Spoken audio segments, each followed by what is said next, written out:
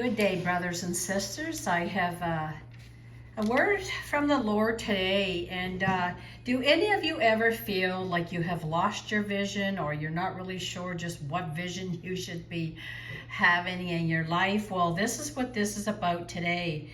And the word is from Isaiah chapter 6, and the verses are from 1 to 5.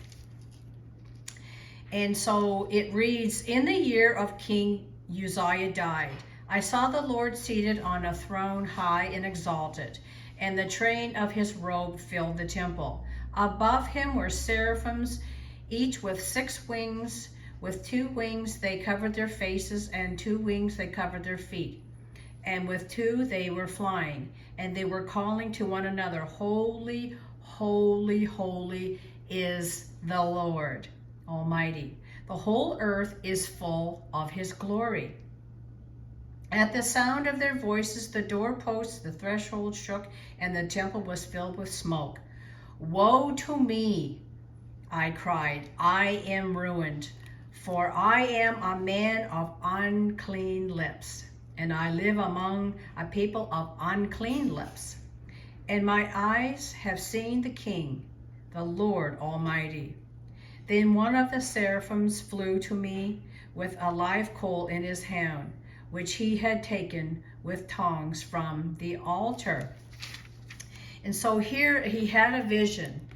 And so this is the thing too, like we may not have a vision like Isaiah did, but at the same time there are visions that we can have, whether you have dreams or visions and that sort of thing. God is really opening up our spirits today to receive more of him.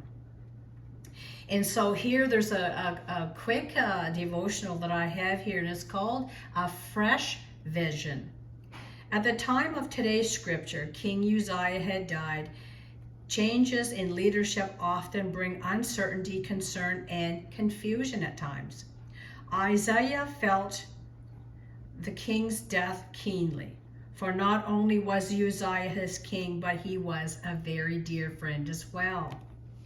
Isaiah went to the temple, and there he was conformed. God knew that what Isaiah needed at this time of crisis was a new focus, and we all need that from time to time. A fresh vision of the Lord. There is the temple Isaiah saw, the Lord in his glory, perhaps a manifestation of the pre-incarnate Christ. As he gazed in rapt worship, the glory of God was revealed to him. He saw the Lord on his throne, reigning in all his majesty and power. There was no need for fear of the future, for God was still on his throne. He was in control. The occupant of the earthly throne had changed, but God's throne is eternal, occupied by the one who said, "I, the Lord, do not change." And Malachi 3:6, the earthly events do not change God. After Isaiah's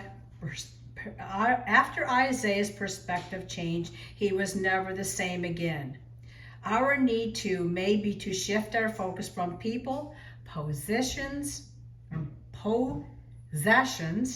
and problems to the fresh vision of the Lord. And so that's what we really need today, is a fresh vision, because if we stay focused on the same thing, or maybe a vision that we had in the past and that has not come to pass, well, sometimes we really do need to have a new vision. Get our focus on God. And at the same time, when God gives you a fresh new vision, he will give you the strategies, to walk things out. No matter where you're at or where you may be going, he will speak to you either through your dreams, visions, through friends. And a lot of times it's through occurrences that we have happened in our days too, because I had shared this before. Sometimes when the Lord is done doing something, a vision that you had in the past, he will close the door on that. And a lot of times we do not want to have a fresh new vision if we're really enjoying the vision of where we're at the time.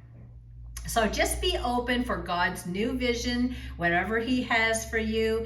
And don't focus on, like what I was saying, what the Lord has done in former days, because he's done with that. Because a lot of times we can be stuck in something that maybe God has done and we do not want to move on. But if you don't move on, then you get complacent.